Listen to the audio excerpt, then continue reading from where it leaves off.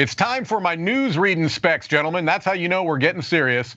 And there we go. I still haven't put out an eye yet. It's time for me to take off my glasses and not be able to read the news. That's fantastic, Chris. Then your commentary will make more sense in that case. All right. We're going to start off with one of the designers that we just did in our Designer 123 patented game show. We're going to start off with some Alexander Pfister news. This is that the expansion for Great Western Trail, Rails to the North, is being released in the second edition. So Great Western Trail was a game of relatively high renown that got released in a second edition with some new artwork. Chris, you probably know a little more about this because I think you actually unboxed this one, if I remember right. The second edition? Maybe not. I didn't know. Okay. We saw it shown off at Gen Con. It's nicer as dual layer stuff. Okay. This is the expansion where you put it on top of the board. So instead of just moving your train along a little train track that goes around the top, you actually can build routes out to different cities. I like the expansion a lot, despite the fact that I don't even like the base game, which is odd. Right. But I don't love this like cover. the expansion then. Yeah, you don't like the base game, Dan? I'm not intelligent enough to play Great Western Trail. I think it looks like a fine game that confuses me greatly. Yeah. It I'm has also not a huge fan. horrendous rule book. Yeah, there is that. Yeah, it says it's going to be mostly the same as the first edition with modern enhancement and upgrades, as you mentioned, Chris, dual layer boards, new art, new objective cards, revised building 13A and B, some new solo stuff, and a new breed of orange cows. Oh! And if your cows are orange, you know that you're doing something right on the farm. All right, moving on. They cooked up some new ones in the lab, some hybrid Velociraptor cows. They taste like carrots. Milk. It's amazing. All right, moving on, something that's going to be very exciting, some more details on the new Star Wars Outer Rim expansion that was announced called Unfinished Business. It's been coming for about 20 years, hasn't it? Hasn't this been anticipated for about 20, 30 years? Haven't we been waiting for this one? Yes, this has been something that people have been asking about a lot. It was first brought up at the in-flight report at Gen Con 2021, but now we know that it is already up for pre-order with an estimated delivery of June 2022. So we're seeing a little bit more of the component art and things along those lines, and now we've got a estimated time of delivery. So just in time for Gen Con. I imagine it's going to be something that's available at Gen Con if they're saying June 2022. Oh, thank goodness you can finally play as Star Wars beloved characters like Maz Kanata and Dengar. Give us Mandalorian. I mean, No. To be fair, there's Chewbacca and there's Cad Bane. Cad Bane did have a recent appearance in, spoilers, a show. So, Chris, don't hate on Maz Kanata. Maz Kanata is the linchpin of the entire Star Wars universe. That's fair. Moving on, this is another thing that has kind of been in the board game kind of consciousness, but not readily available. And this is Mobile Markets, which is a riff on Smartphone Inc. You can look at it as Smartphone Inc., the card game. It's not quite that because they are two distinct games. But this is something that had been available on a limited basis through sales at some conventions. But now it's going to go into a full retail release after Gen Con 2022 at an MSRP of $49.99. This is a game that I've played a lot. I've talked about it a lot. It's been on top lists of mine. So I'm glad that this is going to be in wide retail. It may have been, yes, it may have been last year, but it was available just in small numbers. That's a thing that you can't win on that. There's quite a lot of money for a card game, that isn't it? There must be a lot of cards in there. It's not just cards. That's why I hesitate to call it, the card game. It's more card driven, but there are other components. There are, Are they dual layer boards, Mike? Are they dual layer boards? They're dual layer boards. It's just a single layer board, but there's punch outs, and you can keep punch track out of boards, which I honestly prefer if you don't need information on that second layer underneath. Honestly, because it can cause warping sometimes. Right. I wish I had asked now, to be honest. Dan, let me explain to you how board game manufacturing works. Buckle up. All right. Moving on, we've got news from Oink Games, which is a Japanese board game publisher that is getting more and more, into the broader board gaming hobby. It's, here in the United States, you can find Oink Games at Target now. And so 2 new titles that have been announced. The first up is Town 66, which they're calling a Sudoku-like puzzly card game, placing cards into a 6x6 grid, 1 card at a time. And then we have another one called Overload Cafe, which is a cooperative memory game. And so 2 new Oink games. They have a very kind of similar color palette. I'm noticing a lot of aqua, a lot of teal happening here. And look, people that like Oink games are going to be interested in at least checking these out. That cafe one sounds like an absolute nightmare to play. You got to remember various people's orders and things. That's just it sounds like a really difficult job. Yeah. But yeah, no, it looks good. No, I agree with you that I first of all, I don't tend to like memory as a game mechanism. And so, yeah, that one is not necessarily appealing to me. Okay, so let's talk about some stuff information we got coming out of Gamma primarily. And this is more, gentlemen, if there's one thing I think you can all agree on is that we need more Marvel IPs in board gaming, right? It's a very underused theme. It is. It's something that I can't believe that more games haven't come out. But this is called Marvel Rock Paper Heroes Enter the Danger Room. Excellent. Highway to the Danger Room. It's a reimplementation of Dungeons and Dragons. I was going to say, one thing I always think is there should be more rock, paper, scissors game as well. That's a very unique mechanism that certainly isn't done to death by a number of chances. Sorry. There was a recent rock, paper, scissors game that I was not a big fan of, but Chris, I think, said it was his #1 game of the year so far, called Kardashev Scale. I was not a fan of it, but yeah, there is a lot of the rock, paper, scissors thing. But I will say this, as much as I would normally look at this and pay almost less than 0 attention, the design team on this, Josh Capel, Jay Cormier, and Sen-Fung Lim, I've liked a lot of their games. So I don't know. It's coming up as a June 2022 release. I may have to pay attention just because I've liked a lot of the games those designers have done, but it doesn't sound great. This is a re-implementation of a game that I've heard plenty of good stuff about. It's raucous, it's silly, right? Because it's a rock, paper, scissors thing, but then you can activate special powers. I believe you can play special cards that have different effects and whatnot. So, originally it was a D&D theme. Originally it was a wrestling theme, or is D&D then rethemed to wrestling? One way or the other. It's that one? If that's the case, I've played that game. I think I've played the wrestling one. Oh, okay. Do you enjoy it? Is it the Royal Rumble game? Anyway, I don't know. Maybe I have, maybe I haven't. More Marvel news, although this one I think is going to be probably more widely appealing for a number of reasons. This is called Age of Heroes. So a couple of things of interest here. Number one is that it's by the co-designer of Lords of Waterdeep, Rodney Thompson. And two is that this looks to be like a bigger box game. I mean, they're saying a $70 retail, October 2022 release date. I do like that cover. I like the watercolor kind of thing. Yeah. It's funny. Tom was looking over the news yesterday, kind of seeing what we had so far, and he had made some comments about how this seems to be the era of X-Men that, people just they keep coming back to this era of X-Men, even though this isn't really what they look like nowadays, in the current canon. So. It's back when it was most popular, and when the TV show was out as well. I think it's got a lot of nostalgic value. I think for people as the X-Men and in this format. But it looks really good. Money maker look. Yeah. I do like the cover a lot. Yeah. Okay. Sparing details, but hey, I could be excited about that. Yeah. They're right. There's not a lot of details.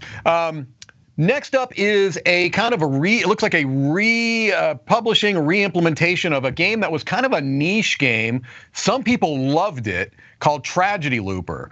I never actually played Tragedy Looper. I think Z has, maybe Tom has.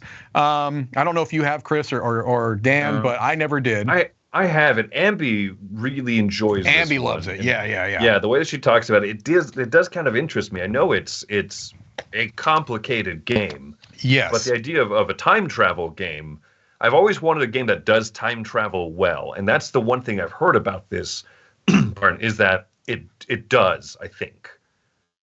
Yeah. So they're saying that WizKids is bringing it back with this new name. Z-Man, the previous North American publisher at least, had released 2 expansions, but the original publisher, Bakafire, had released 9 expansions. So I don't know. I'm assuming they're going to put the original 2 expansions, but I don't know that for sure. And I think that they're also like cases that you play through, and once you've played through them, they're done. Right. Yeah. I think it's like a scenario type of a game. That's correct. So this is coming from WizKids. These last few have all been WizKids news. This is a Dungeons and Dragons game called Onslaught, but it looks to be almost a kind of melding of 2 of their kind of product lines into one. So, for a while, they've been releasing D&D minis, right? WizKids have done D&D minis, and they've also done board games in the D&D universe. And this looks to be kind of bringing them both together. They're saying it's a competitive skirmish game in which each player controls an adventuring party from the Forgotten Realms, from one of the factions from the Forgotten Realms. They delve into dungeons, battle rival adventurers, confront fearsome monsters, scenario-based combat game. So this core set, material for 2 players, including characters from 2 factions, Harpers and Gentarim, horde of monsters, 21 pre-painted figures, going to retail for $140. What do you guys think? I think they're about 5 years too late. I think there's a lot of skirmish games. I mean, it may well appeal to the D&D crowd, in which case that may be an untapped market and stuff. But for board gamers, I think there's so many skirmish games now. Yeah, there are. And all of them have Marvel themes. And they do all have Marvel themes, yeah. But yeah. No, I good luck to them. I'm not saying. I mean, I enjoy skirmish games, but I don't need another one. So it'd have to be very, very good. And a lot of skirmish players like painting their minis as well. Although this may appeal to people who don't want to paint their minis, I suppose. But yeah, it's going to take something really special to punch through the wall of existent games. At cheaper price points, at least. But this is pre-painted, which is so that may be enough to punch through. It may be a wall they hit. I don't know enough about. They've obviously think it's going to do well, so that's good luck to them. That's what I say. Yeah, the D&D adventure game series, that's been around forever. The last few of those sets, they've had options where you can get some that were pre-painted and some that were not. So I think that's kind of a continuation. All right, we're going to be talking a little bit more quickly here. These last kind of things are news from 2 publishers. The first is a number of new releases from AEG, and many of them are going to be part of what they call their big game night program at Gen Con that they then release, into more wide spread retail. So let's just talk about these briefly. The first is Ready, Set, Bet from what to me seems to be like the house designer of AEG, which is John D. Clare. He's done so many games for them over the last few years, many of them of pretty high renown. This is called Ready, Set, Bet. 2 to 9 players, which is a great player count for if you can make it work. It looks like a mix between a roulette table and the carnival game where you roll the ball down the thing and you try to move the horsey along. I was looking briefly at the rules, and I think it is that roller. Other than the fact you're rolling dice, not rolling the ball up, but I can't see there being any actual tactics or skill in how fast the horses are going. I think it is just a betting game. Yeah, it's just well, some betting games. I don't know. You've got a bit more control over the outcome, haven't you? But I think it's just. I think that's exactly what it is. I think it's to roll the ball and the horses go along. Yeah. Yep. All right, moving on. We've got. I'm sorry, I'm going quick. It's rapid fire, Dan. Moving on, we're going with That Old Wallpaper, and I have to admit, I absolutely love 3 things. I love the title, I love the theme, and I love the look of this. I think this is a really smart way to do what looks to be kind of a abstract pattern card game. I love that font on the box. Yeah, I do too. Makes me think like Family Matters or Full House kind of. Right. I like it. I agree. Yep. 2 of the 3 designers from Medium, which was a popular party game from 2019. So I'll be keeping my eyes on this. This is also part of their big game night program. Next up is something that looks to be quite a bit bigger, and that's Wormholes by Peter McPherson. They're saying a Q3, Q4 release, 1 to 5 players. Looks to be kind of a pick up and deliver type of a thing. My thing here is I'm wondering, how is this going to be, different from things like Firefly or Zaya, other kind of space-themed pick up and deliver things? I don't know. It might be good. This looks very much like a game Cora and I was messing around with. I was like, oh, someone's made it. Okay. All right. But yeah, no, this looks like I really like the look of this. I love pick up and deliver. I'm going to keep a close eye on this one. Yeah, I'll be curious about it. It's one of those genres I feel like, there's lots of games already, but honestly, not that many space pick up and deliver games come out. It's the designer of Tiny Towns, which I liked a lot, so I'll keep an eye out for sure. It looks less sprawling and long. I don't know. I've got nothing to base it on, but it looks like a more compact games than Outer Rim and Firefly and all that kind of stuff, which can be lengthy. Indeed, yes. Last thing for AEG is something called Shake That City, Q3, Q4 release. I've been hearing a fair amount about this. I think that they were doing I know on Gamma they were doing some preview stuff. And so this looks like it has a little bit of kind of a novelty effect in that you've got a component where you're shaking up cubes, it looks like. I don't know. It could be fun. It looks like it's trying to do something novel, where you're connecting roads. In fact, it looks like it has that thing where you're trying to have patterns, put certain things next to certain things to score. So who knows? If it's relatively light and quick, I might be into it. I would almost want this weird shaky gimmick in the horse betting one. Yes. Yeah, that might be. The brief read through of the kind of summary of the rules, it sounds a bit like Savannah Park actually, which is causing some buzz at the moment. But this I like the idea of shaking things and then kind of setting it down. So it looks good. All right. I really love the name of the next one. Yeah, so we've only got a couple of minutes for these next ones, so let's just do it quick. These are all from DeVere Games. This is Ouch. 2 to 5 players try to grab sets of cacti flowers by literally grabbing cards. So looks like it's going to be kind of a silly, almost a party-ish card game. One of the designers, Teo Riviere, if I'm pronouncing that correctly, and I likely am not, has been involved in a lot of games that I like. So hey, I'm into the look of it. I like the theme. Hopefully it's fun. Moving on to Veggies, which is a new version of a game that had been out earlier, which looks like another card pattern overlap. There's been a lot of these, right? It looks like the part of Smartphone Inc. actually, where you resource gathering thing of Smartphone Inc. It looks like they've just distilled it down to that. Yeah. Yep. What a name and a theme. Veggies. That's what you get. Right. It's lovely seeing all these really interesting themes coming through. Must be said. I agree. Next up is Walkie Talkie, which looks to be a small, real-time cooperative.